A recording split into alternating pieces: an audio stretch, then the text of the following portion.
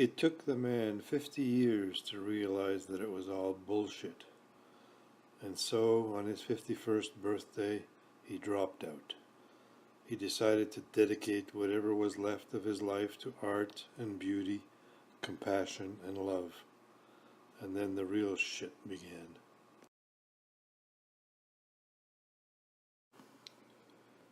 I remember when it happened, the big event, the first admission to the psychiatric ward. After hours in the waiting room, after seeing the psychiatrists and everyone agreeing that you should be admitted, and the orderly leading you away upstairs to Ward 4B. And I remember the promise we made to you. You will not be alone in this. We will see you every day. And the promise broken the very first night, as they would not let us up since you seemed so agitated. And then the promise broken again the next day, when a blizzard hit, and though we tried, we just could not get there. And finally, getting to see you on the third day, and trying to reach you ever since. On Ward 4B, we are playing chess. We are chasing demons. We are waiting patiently for the meds to kick in. We are all committed in here. Joining us can be tricky, though. There are no red footsteps painted on the floor to direct you here. You have to figure this shit out by yourself. It is a man. Among others, it remains alone. It sits off to the edges, adrift. It smiles, practiced. It is wishing that everyone leave. It does not understand. It cares not to understand their need for company, their need to not be alone, their need for small talk, ridiculous talk. Over time it has perfected its own style of hearing, a type of listening, but not really, a tuning out, a filtering, and sometimes from the babble its own thoughts are seeded, blossom. Death, love, God, all things springing wondrously from the mundane.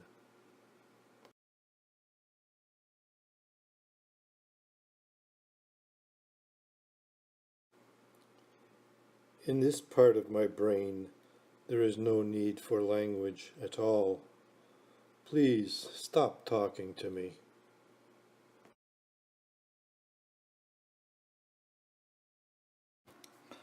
I used to be able to see things in your eyes, even if only a hint of your mood, but not anymore.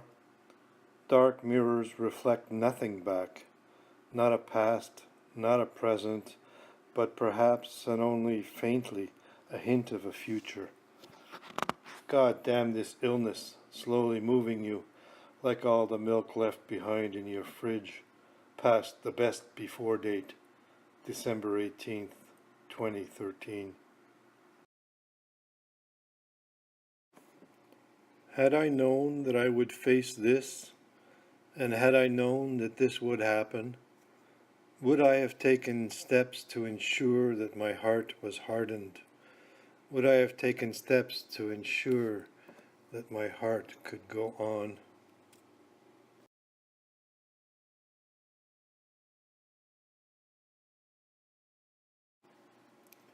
How come they're so small? She asked him. Must be the sugar substitute, says he. Is a poem still a poem once it is written? Is a prayer still a prayer once it is spoken? Is a hole still a hole if it is covered up? The mysteries, my God, the mysteries. I see the world for what it is. There are guests here now. They are uninvited, yet still they live with me. I am connected to them. It is more than a network. I have become the network. I see the world for what it is. A phrase keeps repeating in my brain. Witches can't cry, but they can float. They use your dreams as water wings. I know what this means. I don't know what this means. I see the world for what it is. I abandon it all, the daily rituals, the writing, the cleaning, the exercising. This has caused my path to be broken, my well-being to be lost. I am officially as confused as you are. Dr. N has written this down. I see the world for what it is.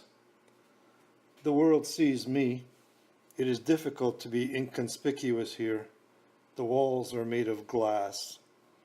I have become a specimen in need of some serious investigation and a decent cup of coffee. I see the world for what it is. They are as follows: the shuffler, the bully, the chameleon, the bad boy, the alcoholic, the abused wife, the artist, the one who only wears pajamas. I do my best to avoid these people when it's feeding time here on Ward 4B. And when I meet them in the hall, I avert my eyes. I see the world for what it is. My past follows me around like a dog, like a ball on a chain, and I have to confess to it all over and over and over again. Mea culpa, boy. You just gotta lift that chain. You just gotta keep that ball rolling. I see the world for what it is. Meeting with my shrink today. I'm feeling okay now. I think I'm cured. Only problem will be if he doesn't agree to release me, I'm gonna kick the shit out of him. What is it that keeps the rest of you from giving up and going mad? We on Ward 4B need to know this.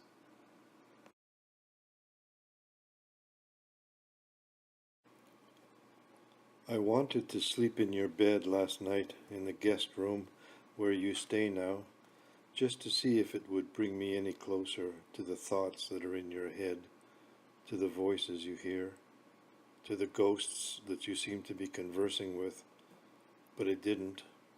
What the hell was I thinking?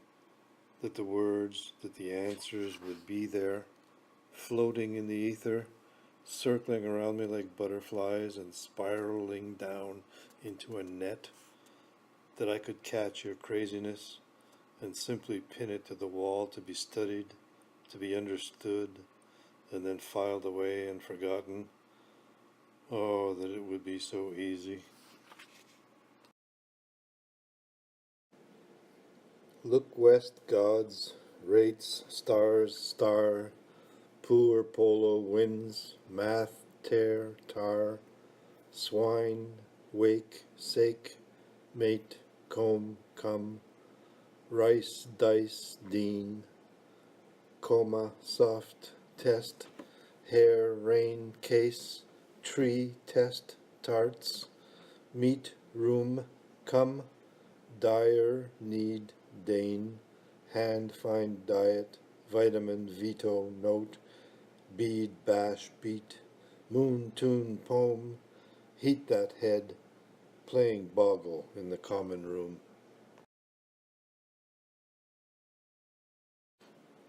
30 days in the psych ward for jaywalking after midnight, and then the lashes.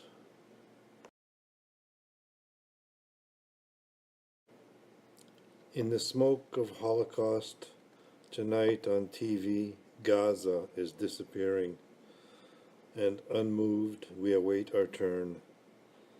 The wind returns to its quiet song. The moon's heart remains unbroken, shines on. Yes, even here on Ward 4B, the moon's heart, it shines on. You and I, two eagles, starting out for Delphi and meeting in the middle, St. George Street, the new center of our universe, the new center of our discord. We exchanged laundry for arguments.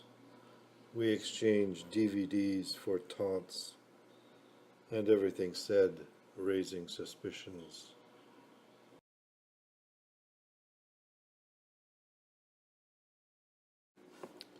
This fence that surrounds your heart, your sorrowful little heart, won't you simply take it down?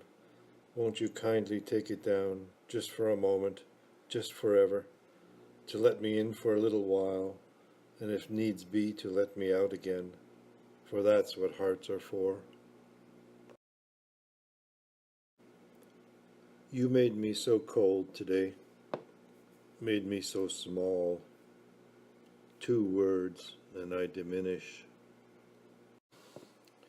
His is a beautiful soul, a damaged mind, a heart that is closed, a world that is unkind, a past that is lost, a future that is unsure, a night without rest, a sickness without cure, a mind that is shocked, a memory erased, a thought that's been lost, a brotherhood displaced. A world of Bibles, a world of riddles, a world of saviors, a world of giggles, a pocket full of nothing, a financial struggle, a dollar store world, a bargain store puzzle, a thought that cries, a phrase that haunts, a stubborn rudeness, a reply that taunts, a round of clinical visitations, a room made of glass, a chemical resolution approaching critical mass. His paranoia is running high today. I'll attempt to put it out of my mind and into this painting, thereby conquering it, defeating it, curing it, if only for a while. And tomorrow, when it comes again, I will paint over it once more.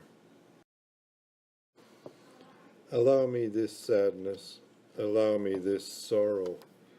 Make of it an offering, a sacrifice, a measure of compensation, a tithe tallied against your own sadness. You must get well soon. Each night I leave you, and a piece of me remains here. There is almost nothing left.